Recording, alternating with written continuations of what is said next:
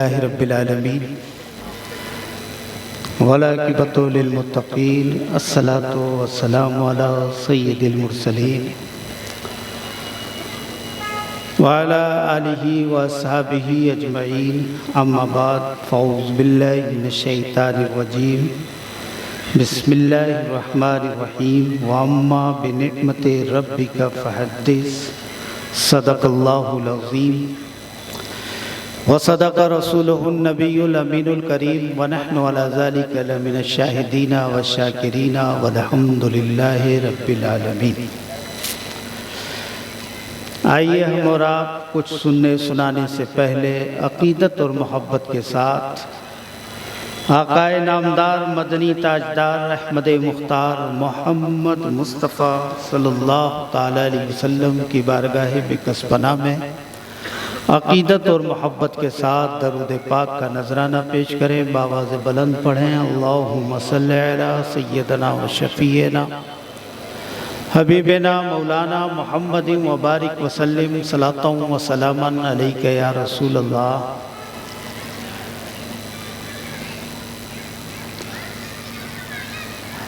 मोहतरम हज़रात, हम और आप मरकज़ी दारुल क़िराअत जमशेदपुर के सालाना इजलास में हाजिर हैं।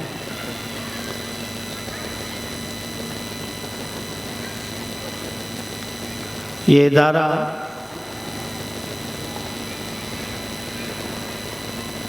कौम व मिल्लत की खिदमत कर रहा है। यहाँ से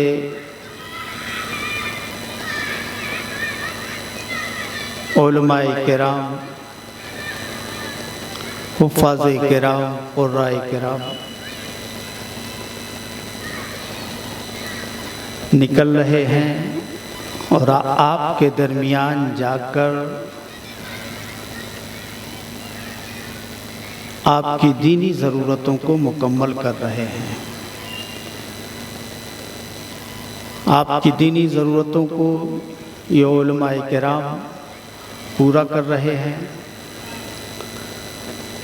इसीलिए खुतबा मसनूना के बाद मैंने आयत करीमा की जो तिलावत की है, वम्मा बिनिअमति रब्बिका फ़हद्दिस, कि तुम्हारे रब की जानिब से जब कोई नेमत मिले तो उसका खूब खूब चर्चा करो, शुक्राना अदा करो।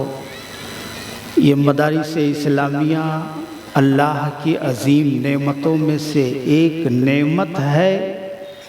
इस नेमत के मिलने पर हम सबको शुक्र अदा करना चाहिए और उसका चर्चा करना चाहिए,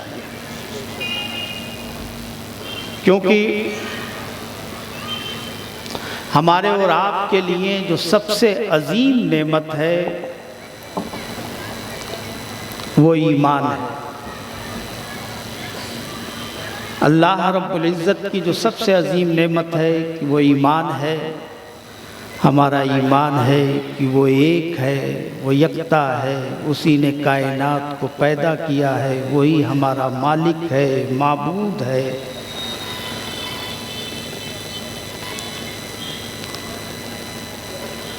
और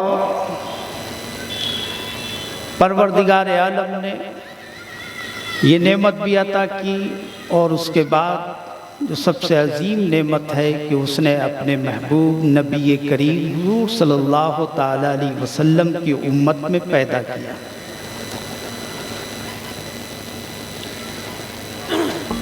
अल्लाह रब्बुल इज़्ज़त ने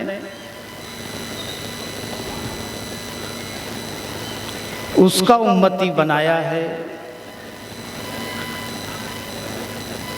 कि कमोबेश 1,24,000 अम्बिया अलैहिमुस्सलातो व तस्लीम ने ख्वाहिश जाहिर की थी कि परवरदिगार तो हमें अपने महबूब का उम्मती बना। उस महबूब का रब्बे कदीर ने हमें उम्मती बनाया है। ये अजीम नेमत और इसी नेमत से मोहब्बत का मुहाफिज मदरसा है। ईमान, अमन, मोहब्बत रसूल, इश्क़ रसूल, सीरत मुस्तफ़ा, इन सब का मुहाफिज मदरसा है, क्योंकि ये मदरसा ही हमें बताता है, सबक देता है, सिखलाता है, बताता है रब कदीर की ज़ात मुक़द्दस वो एक है, वो तन्हा है, उसने सारे जहान को पैदा किया है, उसको किसी ने पैदा नहीं किया है। अगर ये तालीम कोई देता है तो वो मदरसा देता है। रसूल पाक की अज़मत, रसूल पाक सल्लल्लाहु ताला अलैहि वसल्लम की सीरत अगर कोई बताता है तो उसे मदरसा कहते हैं। ये मदरसे ही हमारे ईमान और अमल की हिफाजत करते हैं। इसीलिए मैंने कहा कि ये एक अजीम अल्लाह की नेमत है, और जब अल्लाह की कोई नेमत मिले तो उस पर खूब खूब उसका चर्चा किया जाए, उसका शुक्राना अदा किया जाए। दारुल उलूम मरकज़ी दारुल क़िरात ये अल्लाह की अजीम नेमतों में से एक नेमत है, ये मिली है, इसलिए उसका शुक्राना भी अदा जा रहा है और उसका चर्चा भी किया जा रहा है।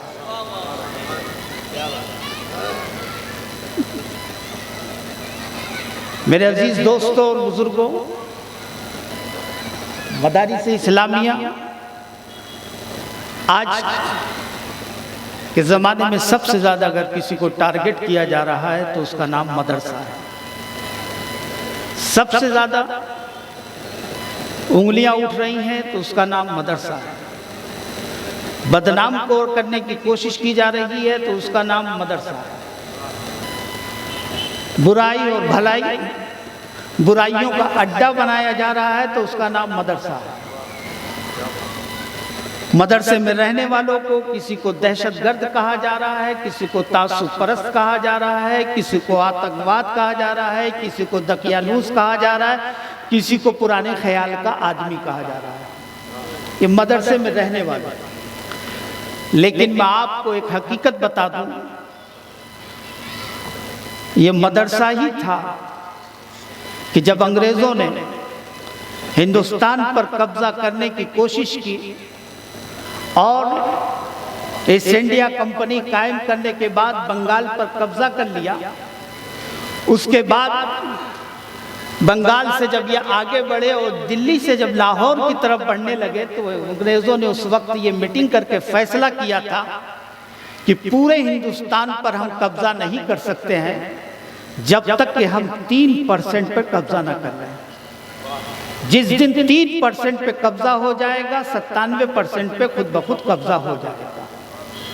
अब आप लोग सोच रहे होंगे कि अजीब बात है, अजीब दास्तान है कि ये 3% क्या है और 3% कौन है। आप सच्चर कमेटी उठाइए, सच्चर कमेटी की रिपोर्ट उठाइए और फिर उसमें देखिए और उस रिपोर्ट को पढ़िए। उसकी जो रिपोर्ट है उसमें यह है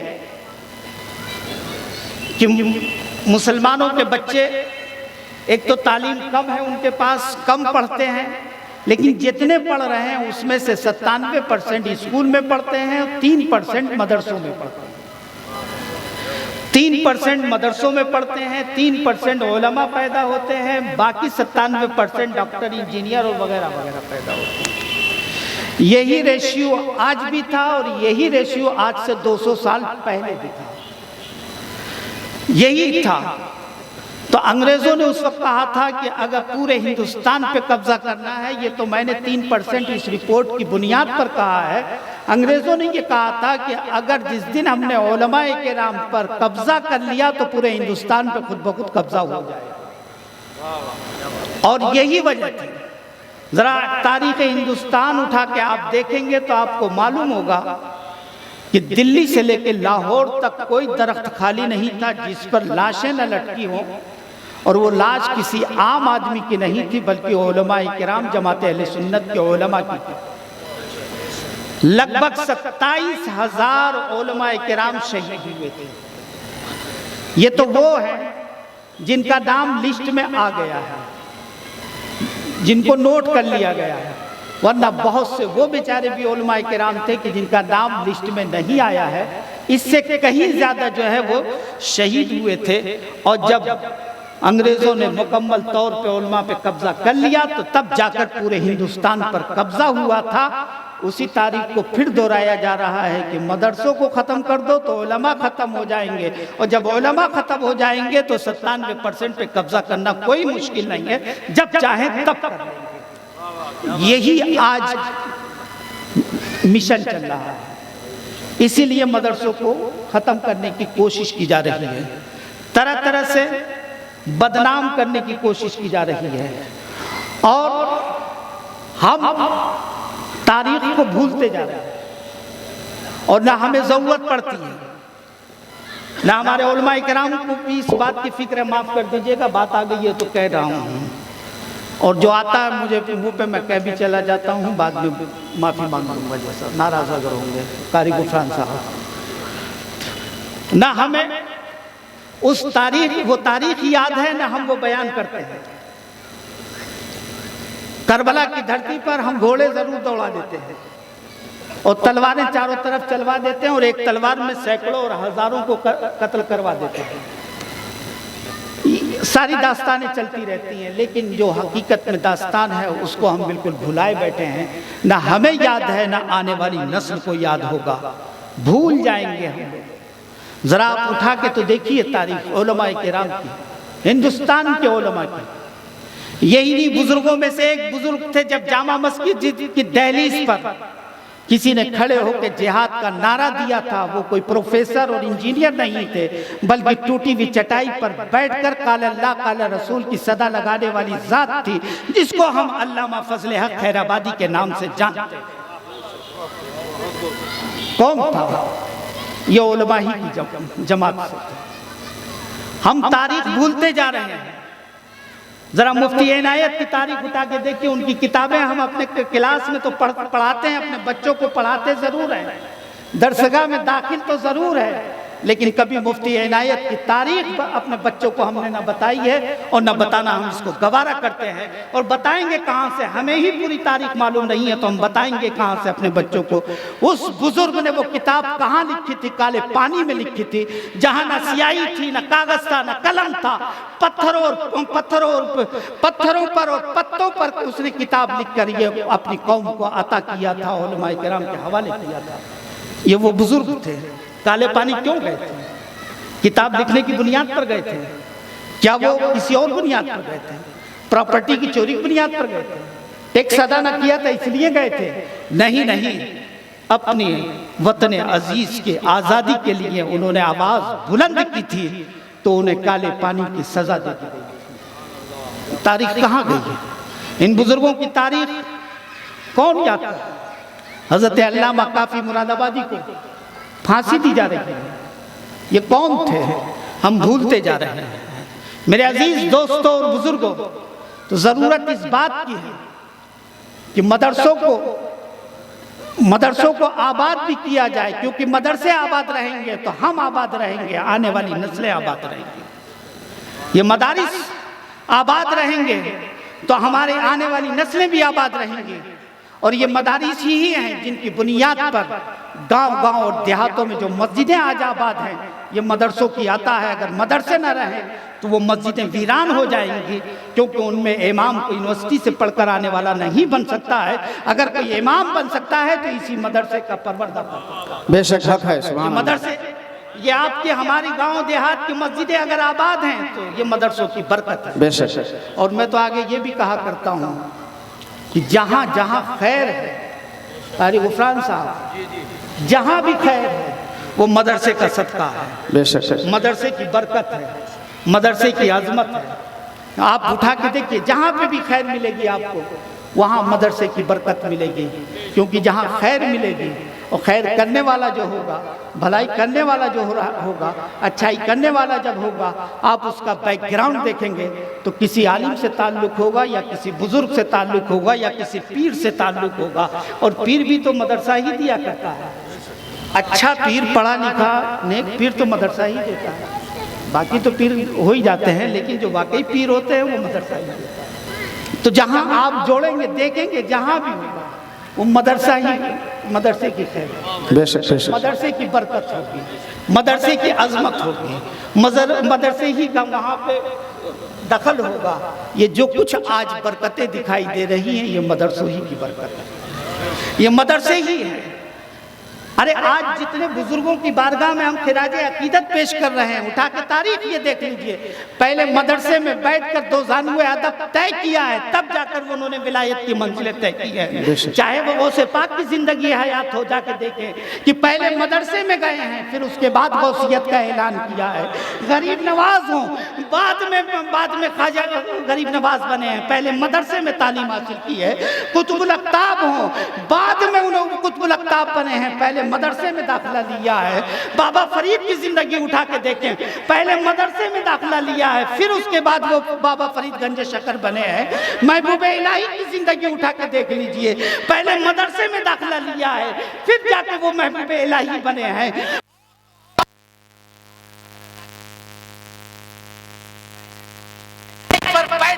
अल्लाह का रसूल की सदाएं लगाई हैं, तब जाके वो मुजद्दिद आजम बने हैं और आला हज़रत बने। और आगे बढ़िए, अगर मुजाहिद मिल्लत को देखना है, पहले मदरसे में दाखिला लिया है, फिर मुजाहिद मिल्लत बने हैं।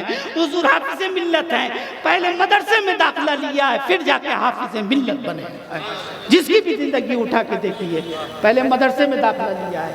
यह और बात है कि इस तरीके से बाज़ाब्ता बिल्डिंग पहले नहीं होती थी, मगर हर खानका में मदरसा हुआ करता था। बेशक, हर खानका में मदरसा होता था, हर और मस्जिदों में मदरसा होता था।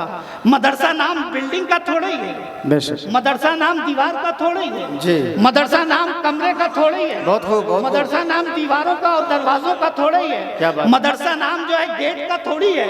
मदरसा तो उसका नाम है कि जिस चटाई पर बैठकर काल अल्लाह काल रसूल की सदा लग जाए, वही मदरसा है। बेशक, हक है, हक है, हक है, सुभान अल्लाह, उसी को मदरसा कहा जाता है।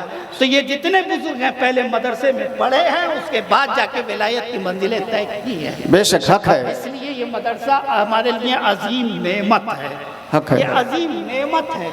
और इसका हम आज रब की बारगाह में शुक्राना भी अदा कर रहे हैं और उसकी नेमत का हम आज चर्चा भी कर रहे हैं। दुआ है परवरदिगार की बारगाह में कि रब्बे कदीर इस इदारे को दिन दूनी रात चौगुनी तरक्की अता फरमाए, आमीन। और यहाँ के असातिज़ा जिस मेहनत और लगन से काम कर रहे हैं, परवरदिगार आलम इनकी उम्र में, इनके अमल में बरकतें अता फरमा। वमा अलैना इल्ला अल बलाग।